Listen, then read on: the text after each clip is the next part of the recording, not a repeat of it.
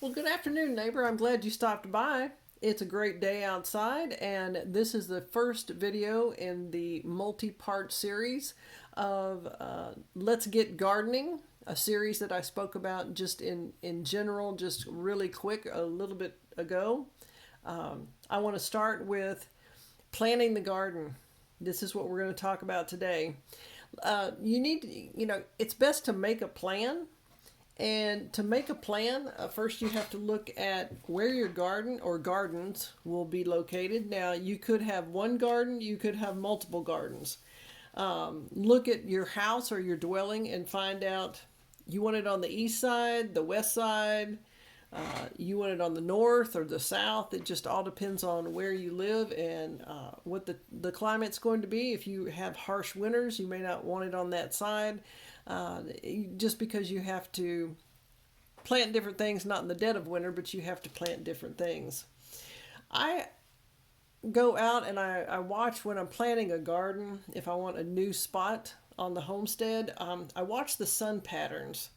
It takes time to watch the sun, through the day and how it comes over and the heat of the day. How much sun does that garden get? Does it get enough? Does it get too much? And then also you look at where are the trees. Now, if you have large trees, we have some 145-year-old plus oak trees around here, and we have a lot of shade in some areas, and in the other areas we don't have as much shade. And you look at where are the trees. Are they at the edge of the garden? Are they in the middle of the garden? Do they shade your garden? Do they shade your garden too much? Maybe you do want some shade during the heat of the day on your vegetables, and maybe you don't. Maybe they require full sun for, 8 hours a day, 10 hours a day. And you look at the type of tree that it is. Is it a fast-growing tree? Is it a slow-growing tree? Is it drop its leaves in the winter, or does it keep those leaves? So you want to look at exactly what type of trees you have, if you have any trees at all in your garden area. Will there be separate gardens? Now, there are separate gardens on the homestead. There are herbs. There's an herb garden. There's multiple herb gardens. Flowers, do you want a garden just for flowers? Do you want a garden just for veggies? Just for your vegetables? Do you have fruit trees, and where are they placed on your property? Do you have vines, berry vines or blueberry bushes? Where are they if you have them, if you want them? And will you be growing corn or anything tall, some tall crop? It depends on where you put it. It might shade your garden too much. It might give it some relief and give your plants some shade during the heat of the summer. Any tall crops, you just have to test them. I have what I call a test garden, and something I just want to try. It's in full sun. I'd get the seedlings. Sometimes I get heirloom plants already done, and I put them in and see if it'll even grow. And in this area, it's really hot in the summer, and can it survive that super heat all day long, or does it need a little shade?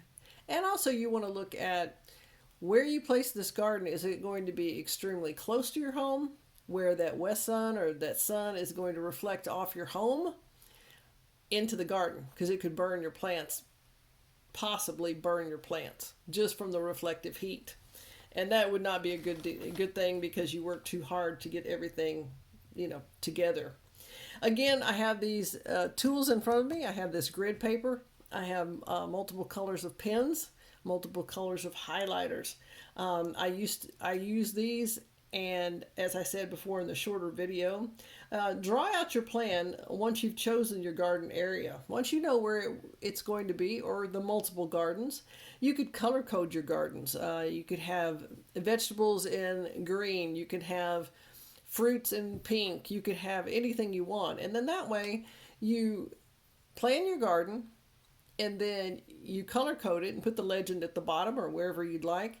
And so next year, if everything works out perfect and that's what you want to do again, then you'll have the plan and you can just move on from there. As I said, draw out your plan once you've chosen your garden area, and decide the size of the garden. How big is this garden going to be? Are you going to have, a 20 by 20? Are you going to have 2 acres? Or are you going to do a massive crop plant, which, 10 plus acres? And will it all be the same? Another thing you need to think about is if you want a fence or you don't want a fence. Do you want edging around the garden? Maybe rock, stone, the stone, you can purchase it. You can find it on your homestead. You can also get metal. You can get a metal fence. You can get the plastic fence. You can get any type of fence that you would like. You just want to find out if you even want a fence at all. You can get a wooden fence and have that put up. You can get a chain link fence. You can get a chain link fence and enclose your entire garden and have a gate on the front. On the homestead, I have one of those. It's a small garden at the back, and it works really well. It does keep some critters out. Doesn't keep all of them out, but it does keep some. Now, again, the materials for the fencing or edging, it could be stone, wire, wood, metal. You decide what you'd like to have on your homestead and plan accordingly. Again, the reason for the fence, if you choose to have a fence, it might be, is there any wildlife that you'd like to keep out of that garden? All the way down to the cute rabbits, to the possum, to the mice and the rats. Deer, they like to come in and help themselves to a buffet. Rabbits love a good green buffet. In some areas around the United States, they have wild hogs, and they will come in and destroy your garden, and they will destroy your crops. Raccoons, they love to go in and pick and choose what they'd like to have. Possum will go in. They normally will dig up around the plants. They eat grubs, worms.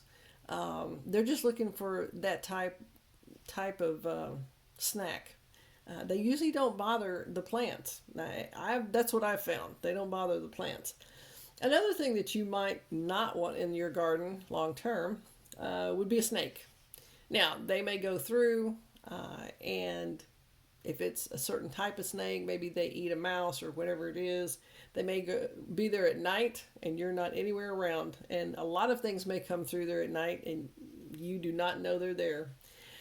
Some birds love to go through and just take vegetables, and they love the cherry tomatoes because they're bright red. They love the berries that are red, and all of a sudden you go out there and you have no berries, and where are my tomatoes? And oh my. And squirrels, need I not let the squirrels be left out, because the squirrels will pick your produce. They'll take a bite, and they may like it and they may not. They'll drop it and they'll run off, or they may just run off with it. I had a huge pepper garden this year, and there were hot peppers, scorpion peppers, and habanero peppers. I did see one day a squirrel, and we have quite a few out here, run up to that plant, grab a pepper, take a bite, drop it, and run. Now, it was a habanero, so obviously it didn't like that. And depending on your area, you might have larger animals that would come into your garden.